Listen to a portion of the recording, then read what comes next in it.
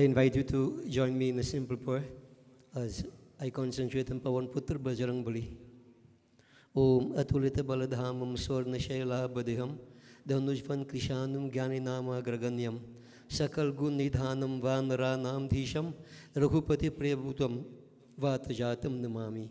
Om Bandhu Pavan Kumar Khalban Pavak Gyanaghan Jasu Hriday Agar Basihi Ram Sharachapadhara.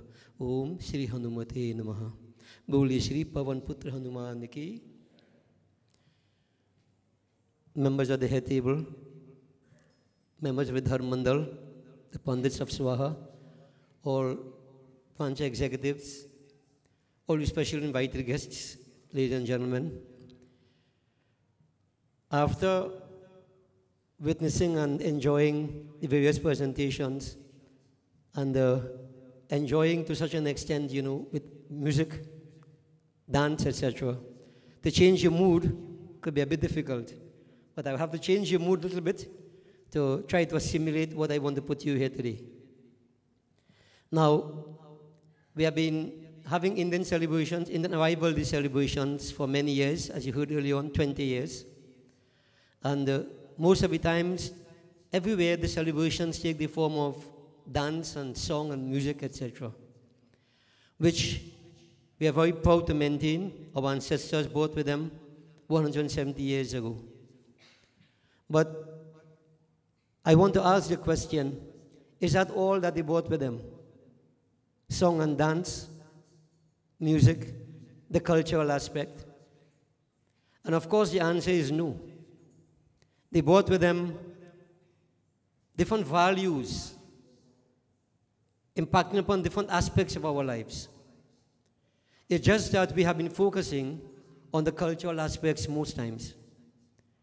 So this evening, I want to take a little twist away from the cultural aspect and to focus upon the philosophical, the spiritual, which to me very essential. And I do so because of the theme itself, which says, Dharma Phal Purna Kal.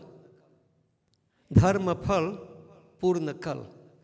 The fruits that accrue out of today's Dharma will bring tomorrow's fulfillment. Now, these four words are so very essential, very important, full of depth. Time would not allow, under these circumstances, to fully elaborate upon the four words to the extent that I would like to. But I start off with the word dharma, which is a very, very much misunderstood and misrepresented word. Most people interpret dharma to be religion. So we say we maintain our dharma, meaning that I go to the temple, I do my pujas and so on. That is but one aspect of it. Dharma is an indefinable. And this is why I want to focus on it, because what will be the fruits of this indefinable dharma? Dharma Phal, what is it? So we look at dharma.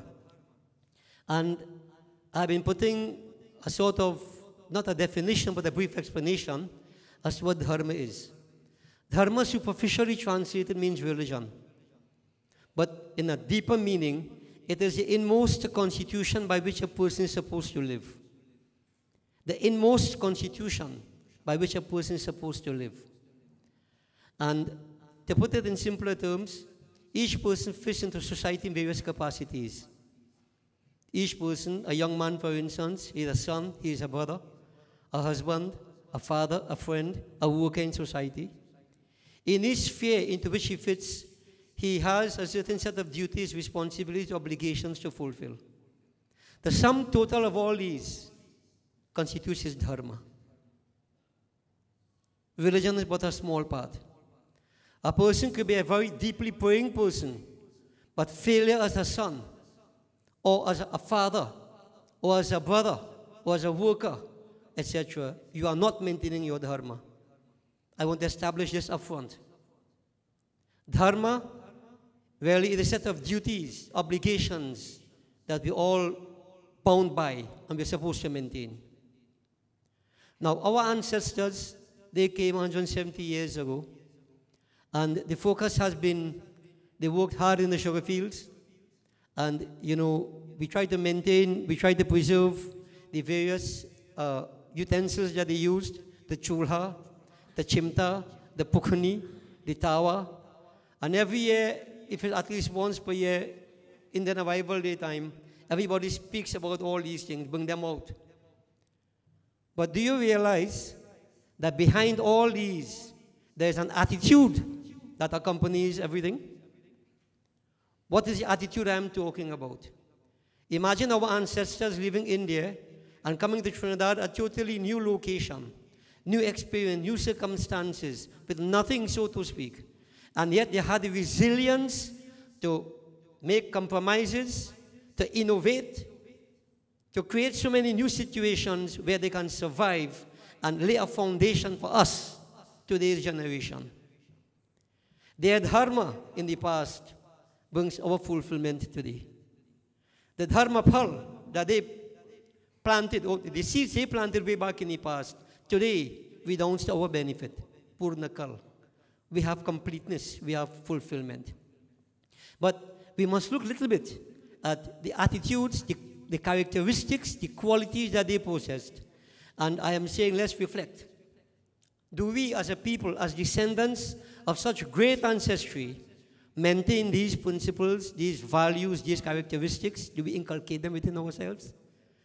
And I go to Sri Ramcharitamanas, which is one of the great texts that they brought with them. I don't have a text with me, but what I want to say to you, I have in my head. So I'm going to bring it out. I go to that situation where Sri Ram was on the battlefield about to fight with Ravan. Sri Ram was barefooted, as we say, no armor, just bow and arrow. Ravan sitting on his chariot, armed to the teeth. Bibhishan was very distressed. Oh Lord, how is it that you can defeat such an enemy who is fully prepared and you so ill-prepared as you are? How is it expected to gain victory, O Lord? And the Lord very simply said, this is very instructive. Lessons that our ancestors practiced are meaningful to us. O friend, that chariot of which you speak is of another kind. It's of another kind. It is not a physical chariot that really wins the battle of life. It is more than that. And so, in brief, let's look at this chariot. It is said, Sauraj dhiraj rattehi chaka. This chariot has two wheels. What are the two wheels? The chariot that we need to have, courage and bravery, which our ancestors displayed, undoubtedly. Sauraj dhiraj rattehi chaka. Satyashil dir dhwaja pataka. Every chariot has a flag and an ensign. What was a flag and ensign they functioned under, that they fought the battle of life with? Truth and good conduct. Now, I'm not going to elaborate. You are intelligent people. You have to understand what truth is. You have to try to define what is good conduct. These two, the banner and ensign. There are 4 horses pulling this chariot. Bala vivekadama parahita ghori. Physical strength. Our ancestors believed in physical strength. They believed in good health. Panagyanev spoke about diabetes. They came to plant sugar, and everybody got sugar. Diabetes. Good health is important. Physical strength. How can we face up to the battle of life if we are physically weak? And I speak of physical strength, not intestinal fortitude. Physical strength. Bal, vivek, discriminative power. The ability to differentiate between what is real from unreal. We pray every day, O Masatoma Sadgamaya. From the unreal, lead me to the real. This is a Ganesh concept. We just saw Digi art, worshipping Ganesh. The philosophical basis of that is to inculcate vivek or discriminative power in our hearts. The ancestors had that. Do we have it? Without that horse, where are we going? Bala vivek, dam, sense control. There are 5 senses of perception. The sense of hearing, sight, olfactory sense, tactile sense, and sense of taste. If I cannot control these senses, can I really achieve any victory in life? Weakness. The senses control us. We don't control the senses. This is one of the horses. Parahit, service to others. It is said, life is like a flower in full bloom. We should give it away, petals, scent, and all to that gardener who brought it into existence. How do I do this?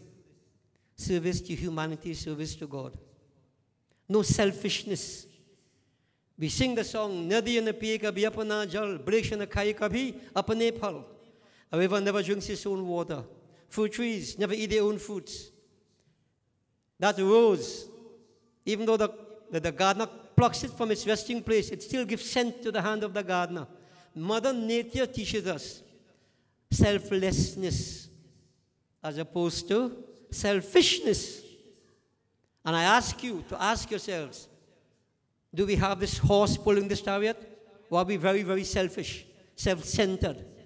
Everything is for me. I come first. Ask. Now we are talking about Indian arrival. We are talking about dharma. And these are the principles I'm talking about we need to look at very, very closely. Our ancestors tried their best to maintain this. We need to continue. We are addressing ourselves. These are the four horses. And devotees, ladies and gentlemen, what would be the reins? Chama, Kripa, Samata, Rajujuri. Forbearance, gracefulness or compassion, even-mindedness. These are the reins that we're supposed to have. Others may be biased and prejudiced. Do I need to be like that? Do two wrongs make a right? Many times we get carried away and say, people against me, I'm going to fight them back. You have to know when to fight and how to fight. If you want to maintain dharma, for dharma protects those who maintain dharma, samata, no bias, no prejudices. It's part of spirituality, which continues to elude us. Every side you turn in society, check and see, everything is a bias or prejudice. Even when a man makes a statement, he makes that statement, and check, Panagandhi mentioned political season. The kind of rubbish you are hearing, small little nonsense they try to show, they bring it out for what? One-upmanship. Dishonesty. And they call that smartness. Sad. Check and see where we are going. So these are the reins, so to speak, the qualities we need to have to drive this chariot of dharma. Who the charioteer? Isha bhajan sarathi sujana. The attitude of relentlessly pursuing divine, relentlessly pursuing divinity. And I want to, again, refer to what Panagyandev said briefly when he made the introduction. How many of our people today are using the various practices we have for negative reasons, for self-projection, to make records? And many of us don't seem that, we fall victim to it. Hanuman Chalisa. Why? Because 7 billion people in the world. Jo satabar paat kar joi chute hi bandi mahasukha hoi. 100 Hanuman Chalisa remove all problems. I'm not saying don't do 7 billion, you know. What is the intent behind it? And many of our people don't see this, you know. You see Hanuman Chalisa. When you go for Hanuman Chalisa, what is the focus? 10,000 people, boy. More people come than your Chalisa. Analyze closely. You may have exceptions. But what people are doing, they are not relentlessly pursuing divinity for divinity's sake. They are using all these upais, these various means we are given for selfish objectives, selfish gains. And many may not see it nor understand it. May disagree with me, which is your right. But I keep saying I don't talk by guess. Here, the attitude of relentlessly pursuing divinity. When our ancestors would sit after a hard day's work, they would sing their Ramayana, not for any ostentation, not for any impression, not to create any impact. It gave them consolation. It helped them to identify with their inner beings, which is what bhajan is supposed to be. That attitude is the charioteer. So I ask you, do you have the charioteer? Do you have the chariot at all? Rishi Santan, I speak to you, descendants of the Rishis. Our ancestors came, brought all these things with us. Where are we in today's world? You need protection. Virati charma. The shield is dispassion, the ability to let go. Many of us can't let go. That's a different story. We cling on like leeches until we sink. But you have to have virati, dispassion. Dispassion is like a shield to protect us. Santosh kripana, the sword that you fight with, is the sword of contentment. What was the salary of our ancestors when they came down here? Next to nothing. Next to nothing. Many of us would have grown up in a home where one potato the mother gets, she has to feed a family of 10, 15. I'm sure, Panagyanyo, if you can remember all these things, maybe Pagash, yes? What Mama would do, cut up that aloo, put it in a big pot of water, put masala. Yep, aloo running in water. But you can share that for the entire family. We eat it and we were contented. As we say, salt and rice people eat. Marrow and rice you eat, and there was contentment. And out of that, today where we are, many middle class, many upper class. But are we contented? Is contentment there? Santosho nandanam banam. We all want that peace, ecstasy, inner well-being. It can never come unless there's contentment. That is the sword with which we cut out. We cut off the head of desire, which will free us from bondage. This is dharma, the chariot we are creating. Dana Parashu, a charitable nature, is the axe with which we fight the battle.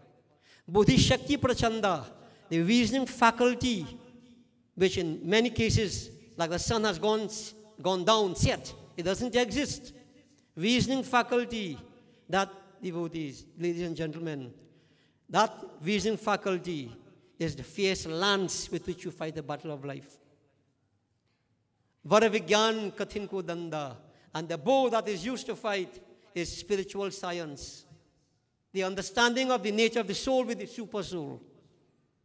Amal achal manatron samana. This inner equipment of the mind. Pure mind. A mind without baggage. Without baggage. No hate, no negativities. Kama, krodha, lobha, moha, mat, marsar, dil sangyakaw. Of overcoming all these negativities. That's a pure mind. Achal, unwavering mind. You fixed your mind on the path of spirituality and you unwaveringly pursue this pathway. We have chanchal man. Chanchal man. Even as we sit here right now, the mind can be chanchal, jumping all over. How can we expect to win the battle of life? Amal achal manatrona samana. That mind is a quiver in which we place the arrows to fight the battle of life. What arrows? Samayamaniyam shilimukhanana. Devotees, you have yamaniyam, forms of self-restraint, positive virtues. I won't elaborate on them. All these and all spiritual practices given to us by our scriptures, brought by our ancestors, done for the right objective. These are like arrows we're putting to the bow of spiritual science, as it were, to shoot at the enemy of materialism. And what is the armor that we cover ourselves with? Kavat Shabhe Vipra Guru Puja. Sri Ram said, "O Vibhishan, the worship of the holy ones, the genuine holy ones, the Brahmins, who are Karam Kandi, who live their lives, their blessings can protect you. Worship of your Guru, one's a Guru living a right life, of course. Ehisam Upai. Ehisam Vijay Upai Nahi Duja. There is no other way for victory except through this." I want you to understand this. Why our ancestors were able to be so victorious over the years in spite of so many challenges. Sometimes brutalized, persecuted, prosecuted. But today, where we are, and what they have struggled for because of the attitudes, the qualities. As I mentioned, it's not so much the chulha only, or the pukhani only, or the chimta only, or this, the form of dance, but the attitude, the values that accompanied these actions, which are eternal, hold good for all times. They may have had their challenges then. We have our challenges today. We don't have chulha, we have stove. We have electric stove. But you still have challenges. We all have challenges in various forms. And these qualities hold good for all times.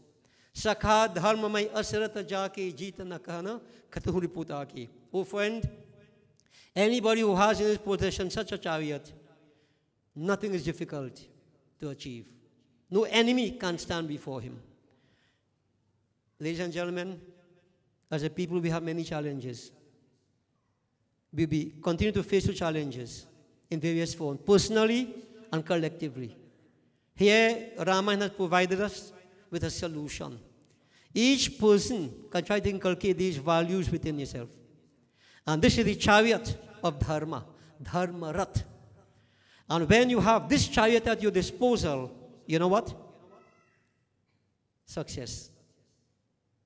Fruits will come. When actions are done today, the fruits come, we say tomorrow, meaning in time to come. Purna kal, Purna, complete. You lack nothing whatsoever. There are 4 fruits of human endeavor. Arth, Dharam, Kam and Moksha. Arth, Dharam, Kam and Moksha. Arth, material value in life. Dharma, ethical value in life. Kam, legitimate sensuous pleasures. Moksha, freedom from bondage. Purna, Purna, completeness. If I maintain my dharma in the right way, then everything comes to me. But you understand this. When they say kal, tomorrow, what it means? In one case, we say tomorrow never comes. You know why? Don't wait for tomorrow to do this. Do it now. Jo kal karna so aaj kar liye, jo aaj karna so ab kar liye. Become proactive and begin to act now. Today's dharma will bring about tomorrow's fulfillment. Meaning what?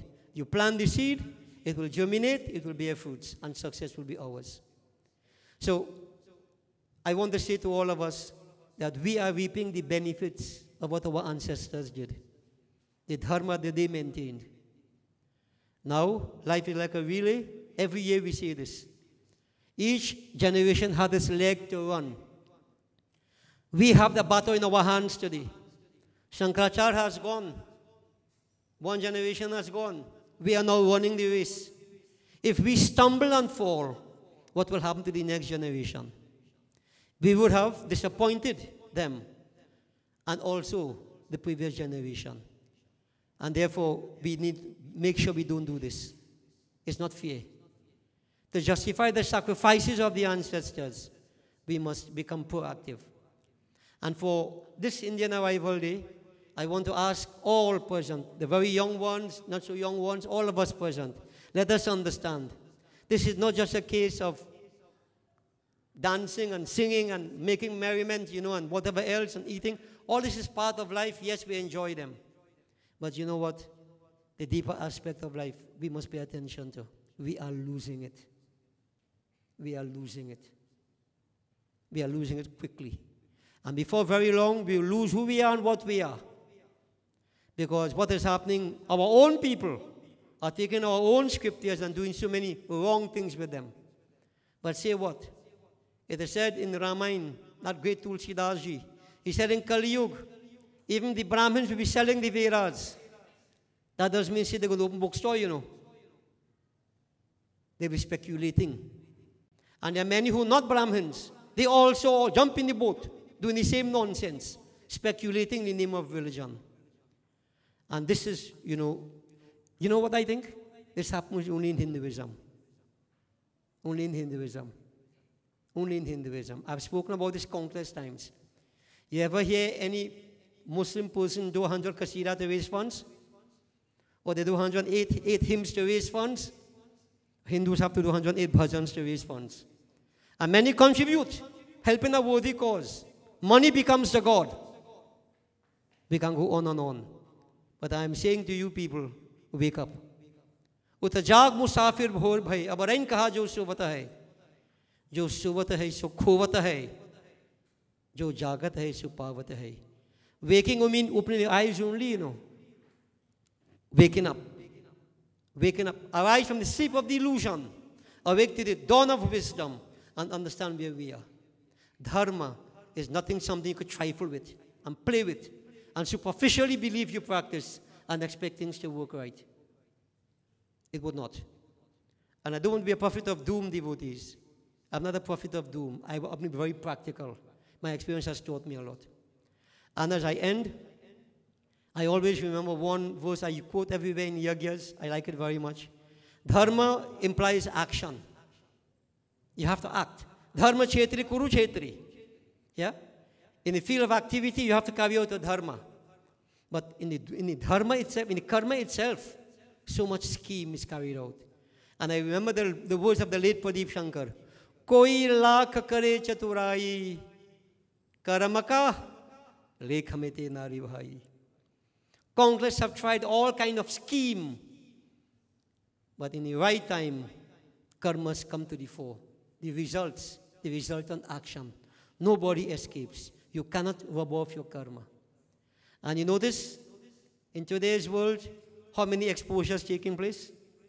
Since last year, August, I informed one of my godsons, careful, at the time of exposure, God, you didn't take me on.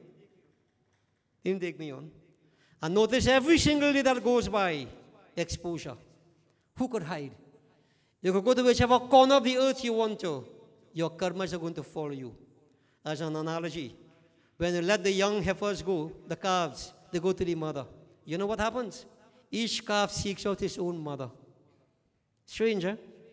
If it goes to the wrong mother, it will get a kick or two. Go and find your mother. We are like the mother cow, so to speak, and our karma is like the bachara. They come seeking us out, no matter where you go. If you think you could hide, fix up. If you think you could fool God, fix up. But I'll tell you one thing. In Hinduism, there is, according to mythology, a certain individual called Chitragupta. Chitragupt. They say he writes down everything everybody does. So many people think he's a fellow living somewhere in the sky. And everybody, whatever anybody does, write down. Hardeo did that. Gandhi did that. Documenting everything. This is the age of computer. Perhaps he has a very high-level computer system. I don't know. And you believe in something like that, and then you could rub it off. But let me tell you something. You know where Chitragupta is? You know who Chitragupta is? Chitragupta is the recording ability of the mind. Listen to me carefully. Chitragupta is the recording ability of your mind. And every single person knows whatever you have done. Even in the darkest cloud of darkness, you would know that I did so and so. It comes back to haunt you. You may not want to express it to anybody else. But Chitragupta means the secret picture. You know it. Everybody knows it. He's not a man somewhere else. Everything is inside here. Yathapinde tatha brahmandi. This is why dharma comes right inside here. So, ladies and gentlemen, let us not fool ourselves. Our ancestors were simple people, honest people, humble people. They may have made mistakes. They will pay the penalty for the mistakes. But let us remember this. Follow that pathway of dharma. Dharma pal, purnakal. If you expect fulfillment tomorrow, you better perform your dharma today. Blessings and many thanks to all. I want to say to all the organizers, to all the branches, centers, many blessings to you. Panitumarat, many blessings for the wonderful work you are doing. And to all the Pandits of SWAHA, I encourage you to keep it up. This is wonderful. And please, just pay some attention to my advice. I really would like us to be proactive and try to get to the root of dharma. If we become dharmic, dharma protects those who maintain dharma. Bole Shri SWAHA Mata ki. Om Jai SWAHA Mata, Maya Jai SWAHA Mata. Tum Agni ki Shakti, Tum Agni ki Shakti, Tum Sachi Mata. Om Jai SWAHA